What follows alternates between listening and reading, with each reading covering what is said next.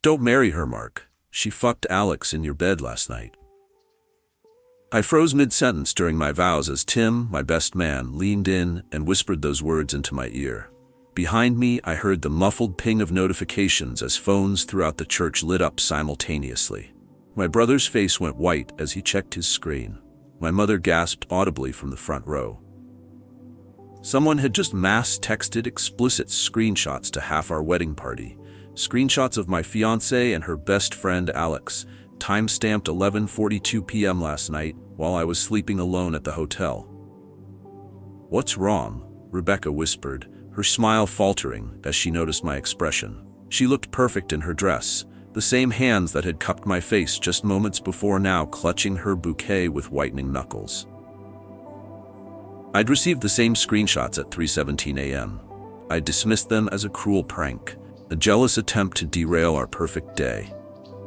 I'd almost blocked the anonymous number. Almost. But now, watching Rebecca's eyes dart frantically toward Alex in the third row, seeing her mother covering her mouth in horror at whatever had just appeared on her phone, witnessing Alex suddenly mumbling excuses as he tried to slip toward the exit, the truth hit me with physical force. The whispers spread through the church like wildfire. Phones were passed between guests. Someone shouted something unintelligible from the back. Rebecca's father stood up, confusion etched across his face as someone showed him their screen. In my pocket, the phone with those screenshots suddenly felt like it weighed 1,000 pounds. I'd spent the morning convincing myself they were fake. Now, as I watched the blood drain from Rebecca's face, I realized with sickening clarity that I'd been lying to myself all along. The signs had been there for months. I just hadn't wanted to see them. What happened in the next 9 minutes would be described by the local paper as the most dramatic wedding implosion in the county's history. But to understand how I went from a man reciting vows to one publicly exposing a 3-year web of betrayal, you need to know what I discovered and what I chose to ignore in the frantic hours before I stepped up to that altar. Rebecca and I met 4 years ago at a mutual friend's housewarming party. I remember noticing her immediately, not just because she was beautiful, though she certainly was, but because of how attentively she listened to an elderly neighbor who'd somehow ended up at this gathering of 30-somethings. When she laughed, it was genuine. When she asked questions, she actually waited for the answers. I'm Mark, by the way, 34, financial analyst, and someone who's always believed relationships should be built on trust and honesty. Perhaps to a fault, as some friends have suggested since everything happened. But I've always thought if you can't be honest with the person you plan to spend your life with, what's the point? Rebecca and I complemented each other perfectly. At least that's what everyone said. Where I was methodical and sometimes overthought things, she was spontaneous. My careful planning balanced her tendency to make impulsive decisions. We worked as a team, whether it was renovating our condo or planning weekend trips to the coast. "You guys are relationship goals," my sister told me at our engagement party. "The way you look at each other still, after 3 years, that's the real deal." And I believed it was. I trusted Rebecca completely. I admired her intelligence. She was a brilliant marketing director, and the passion she brought from her career to our plans for starting a family someday soon. When I proposed on our 3rd anniversary, her tears and immediate yes felt like confirmation that we were on the same path. My parents adored her, especially my mom, who had finally found someone who appreciated her endless family stories. Rebecca remembered details about everyone, asked about my cousin's new baby and my uncle's knee surgery without prompting. She fit seamlessly into my life, and I thought I fit just as perfectly into hers. Rebecca's social circle was larger than mine. She'd maintained close friendships since college, while my friend group consisted mainly of a few close friends and work colleagues. Alex had been her best friend since freshman year. When she first mentioned her guy best friend, I'll admit I felt a flash of something. Not quite jealousy, more like curiosity. But then I met him. Alex was dating someone new every month, always had wild stories about his adventures in real estate development and treated Rebecca exactly like the platonic friend she'd described. They had inside jokes and sometimes finished each other's sentences, but it never set off alarm bells. In fact, I appreciated that she had someone who'd known her longer than I had, someone who filled in the gaps of her history I hadn't been part of. "He's like my brother," she'd explained early on. "We tried dating for like 2 seconds in college, and it was so weird we never spoke of it again." Then there was Melissa, Rebecca's maid of honor, who'd always seemed slightly reserved around me. She was polite, but never warm, despite Rebecca's insistence that she's just shy until you really know her. I always sensed there was more to Melissa's distance, but chalked it up to protectiveness over her friend. In the months leading up to our wedding, there were moments I now recognize as warning signs. Rebecca working late more frequently, text notifications she'd quickly dismiss, a slightly defensive tone when I asked about her day. Once, I came home early and heard her end a phone conversation abruptly, laughing and saying, "I should go, Mark will be home soon." When I walked in, she mentioned she'd been talking to her mom about wedding details. I dismissed my occasional doubts as pre-wedding anxiety. After all, planning a wedding is stressful, and Rebecca had taken on most of the burden since I was in the middle of a major project at work. When she seemed distracted or irritable, I attributed it to wedding planning stress. When she started going out more with the girls or needed alone time, I respected her space. If I'm being honest, there was a conversation 6 weeks before the wedding that should have alerted me. We were discussing the seating chart, and I suggested putting Alex at a table with some of my single colleagues. "Actually," Rebecca said, not quite meeting my eyes, "I've already promised Alex he could sit at the table with my cousins. He and David really hit it off at the engagement party." It seemed innocuous enough, but something in her tone made me look up. For just a moment, there was an expression on her face I couldn't read. When I asked if everything was okay, she brushed it off with a smile that didn't quite reach her eyes.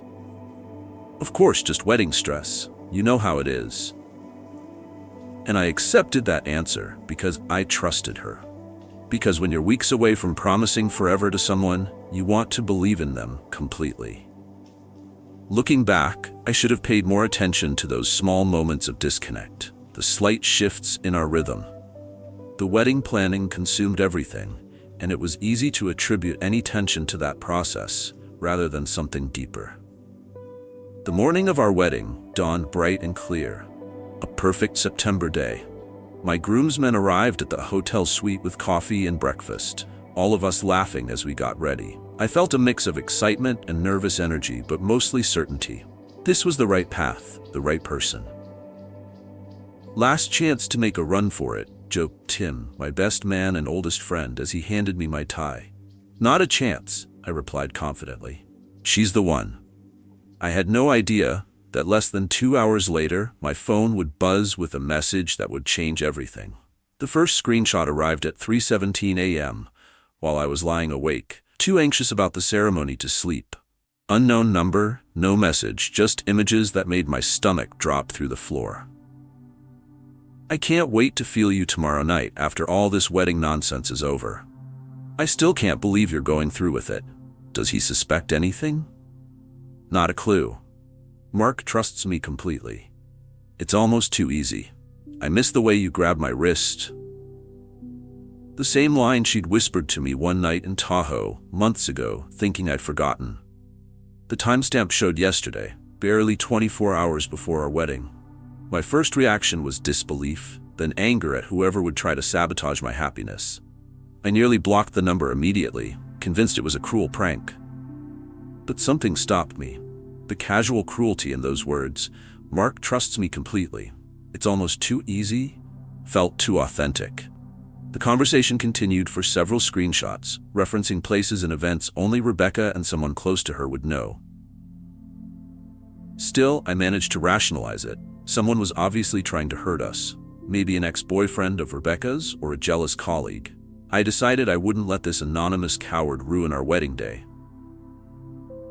I tried calling Rebecca at her hotel room. No answer. Probably sleeping, I told myself, ignoring the voice in my head that whispered otherwise. By morning, I'd almost convinced myself to delete the messages without mentioning them. My groomsmen arrived with coffee and jokes about my last day of freedom.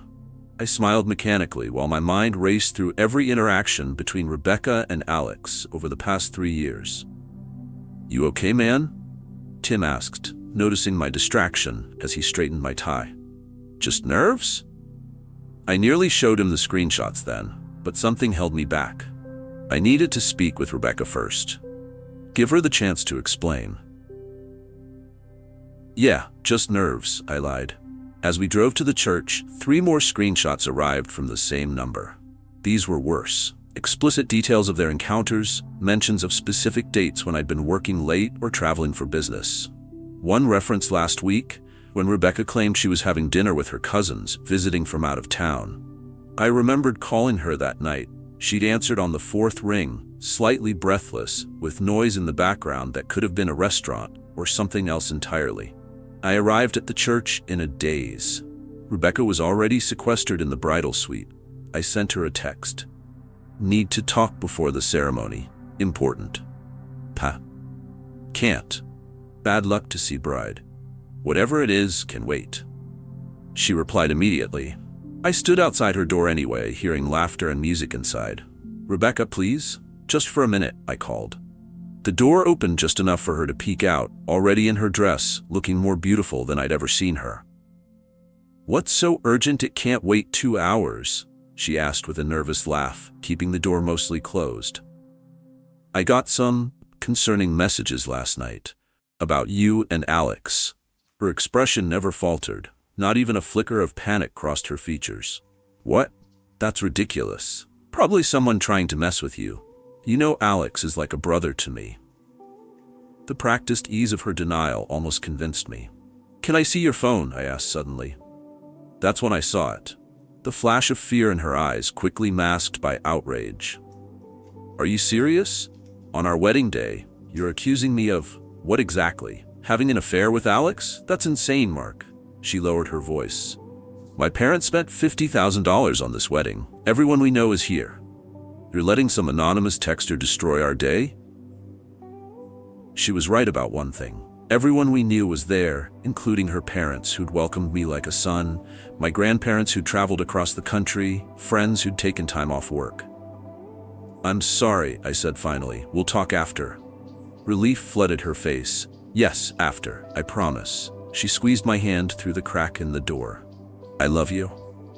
I walked away feeling like a fool, both for suspecting her and for accepting her answer.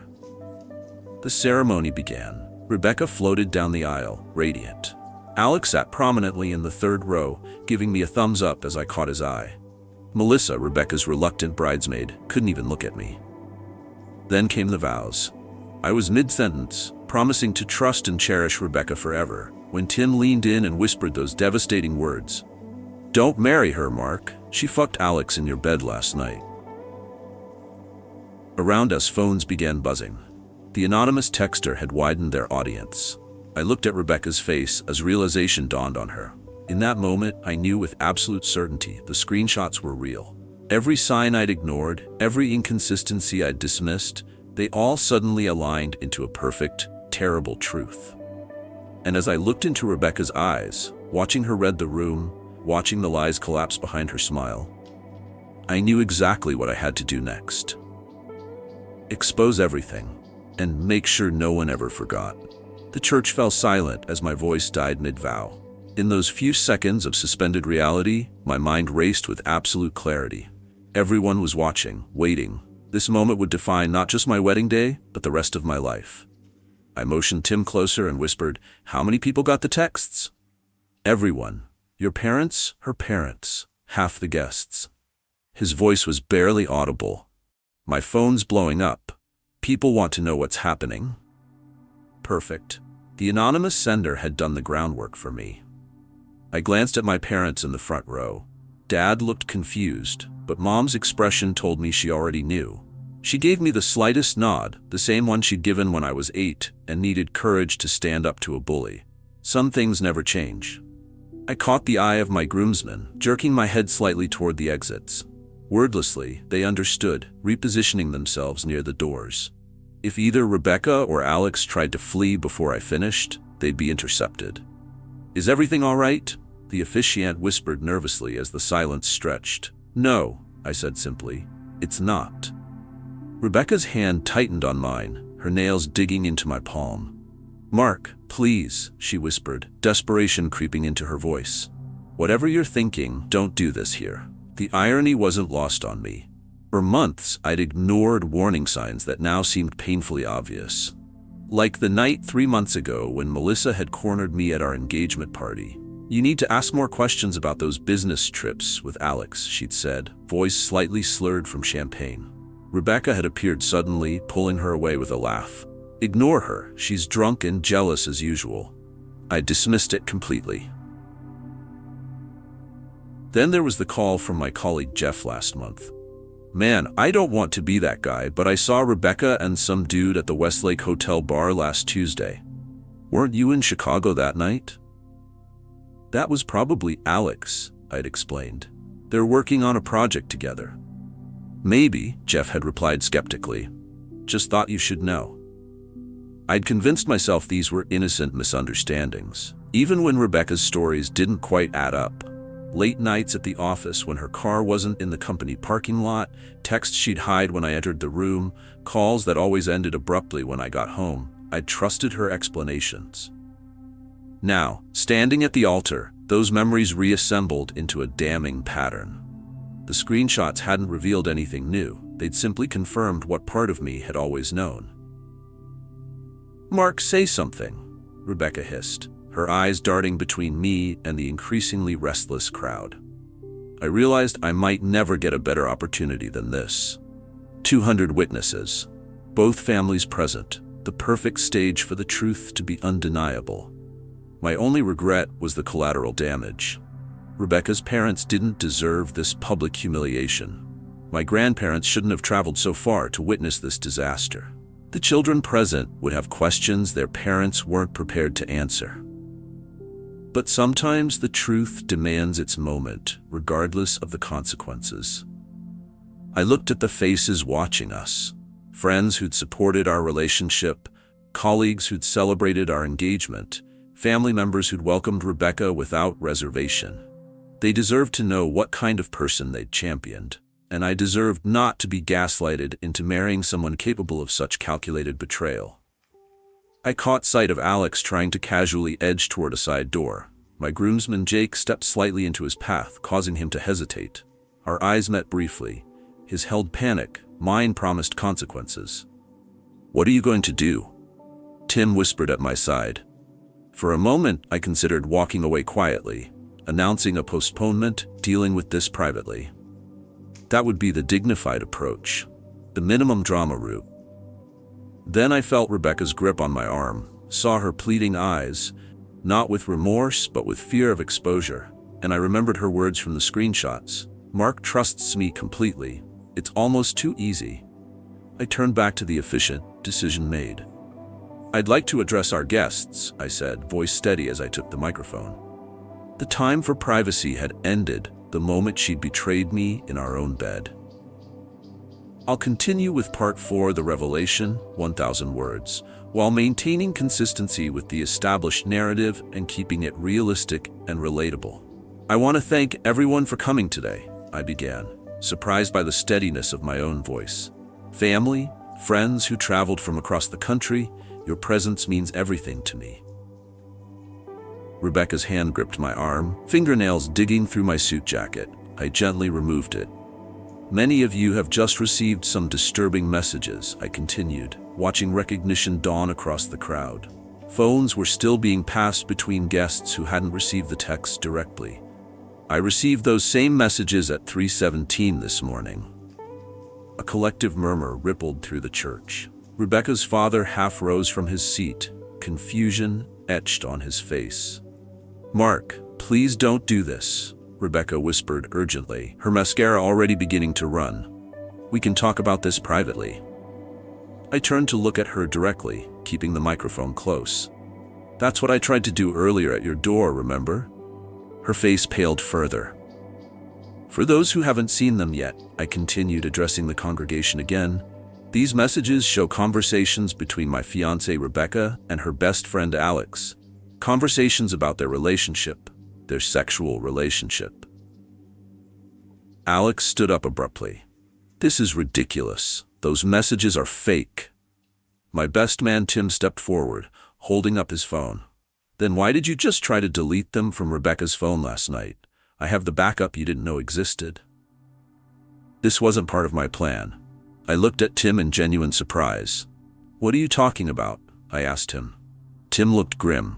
After you received those screenshots, I did some digging. Your home security camera caught Alex entering your house at 2 a.m. while you were at the hotel. The backup of Rebecca's phone synced to your shared cloud account 10 minutes later. Rebecca gasped. I hadn't even thought to check our home security footage or the cloud backup. In my shock, I'd missed the most obvious evidence. That doesn't prove anything, Alex protested, but his voice had lost conviction. Alex, stop. Rebecca's voice cut through the chaos. She was crying now, but her posture had changed. The panic denial had transformed into something else, resignation. It's true, she said quietly, but in the silence of the church everyone heard her. Some of it's true. Her mother let out a sob from the front row. Her father sat frozen, staring at her in disbelief. Some of it? I repeated, unable to keep the edge from my voice. It wasn't serious, she insisted, turning to me with pleading eyes. It was just physical. It didn't mean anything. Alex and I, it just happened. Just happened? I echoed. For 14 months? Her eyes widened slightly. She hadn't realized I knew the timeline. Melissa suddenly stood up from her position among the bridesmaids. It was longer than that. 2 years at least, since before you proposed. Rebecca whirled to face her. You sent those messages? You've been going through my phone? No, Melissa replied calmly. I tried to tell Mark months ago, but you convinced him I was just jealous. I didn't send those texts. All eyes turned to Alex, who looked trapped. It was you? Rebecca asked, her voice breaking. You sent our private conversations to everyone? Why would you do that? Alex's face contorted. Because you weren't going to leave him.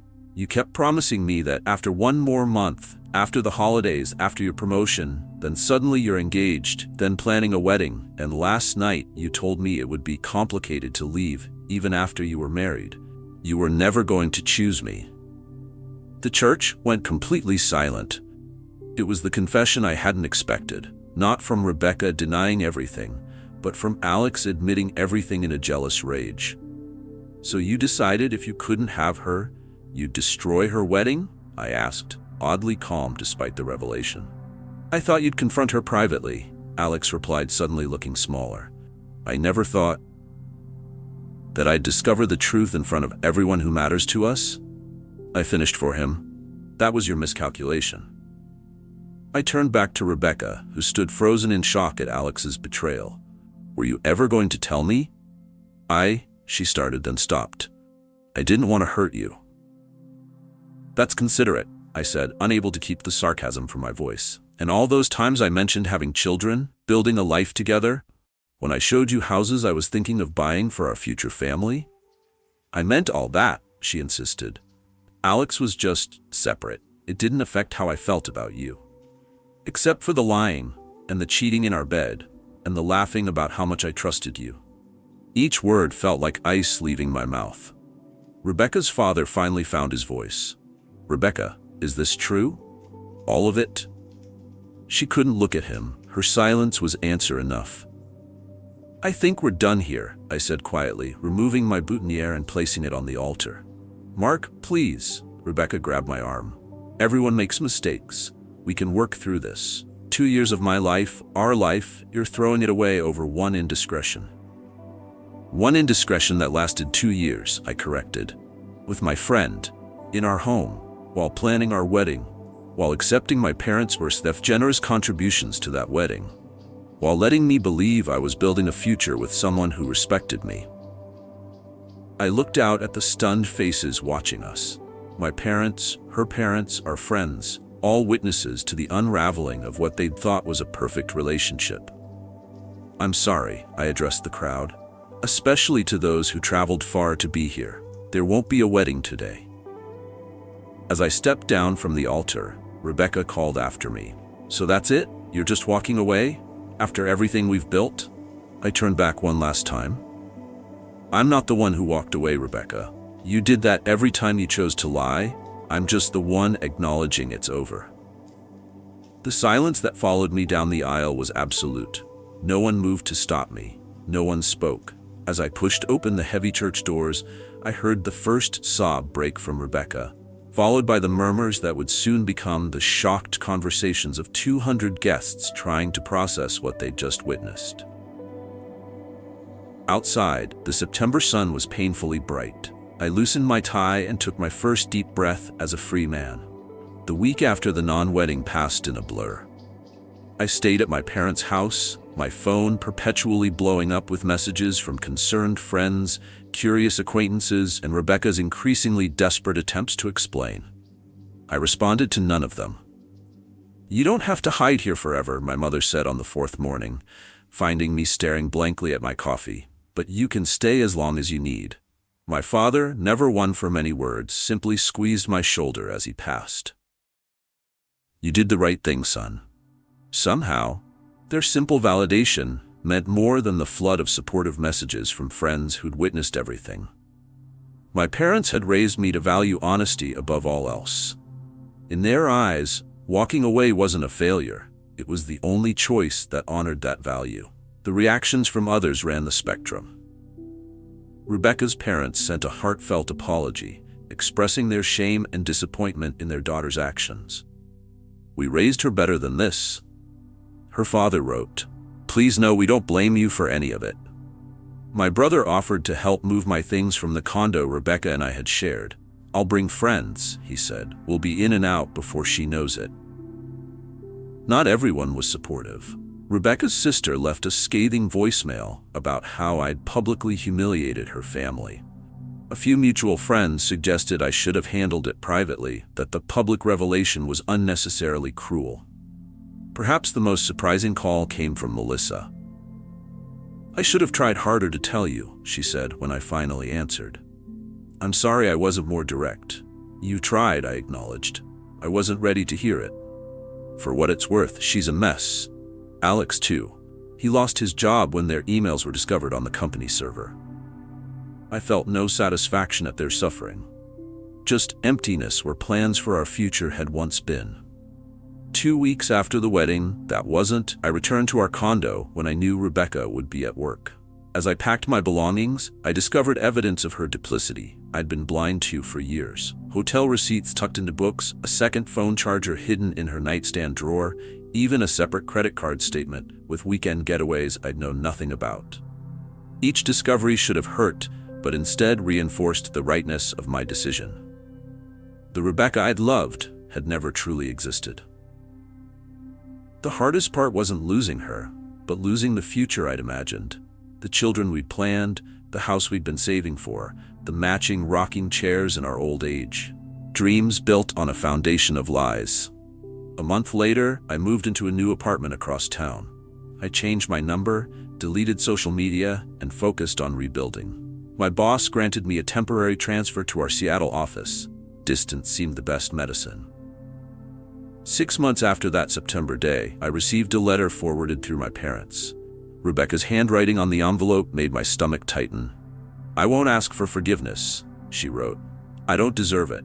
But I need you to know that losing you made me face who I'd become, someone I never thought I'd be. I'm in therapy now, trying to understand why I hurt the person who loved me most. I hope someday you find someone worthy of your trust." I read it once, then filed it away. No response needed. The truth is, betrayal changes you. I'm more cautious now, more observant of the small inconsistencies I once dismissed, but I refuse to let Rebecca's actions transform me into someone bitter or cynical. Trust isn't foolish. Blind trust is. The difference is paying attention to that quiet voice inside that whispers when something feels wrong. I ignored that voice for too long, dismissing my intuition in favor of comfortable illusions. If there's anything I've learned from this experience, it's that honesty, both with yourself and with others, is the only foundation worth building on. A relationship constructed on lies will inevitably collapse, no matter how beautiful the facade. Sometimes the bravest thing you can do is walk away from something that once seemed perfect, because you finally see it for what it truly is. Would you have had the courage to leave someone at the altar if you discovered they'd been living a double life? Or would you have kept the peace, swept it under the rug, and dealt with it privately? The answer says more about your relationship with truth than you might realize.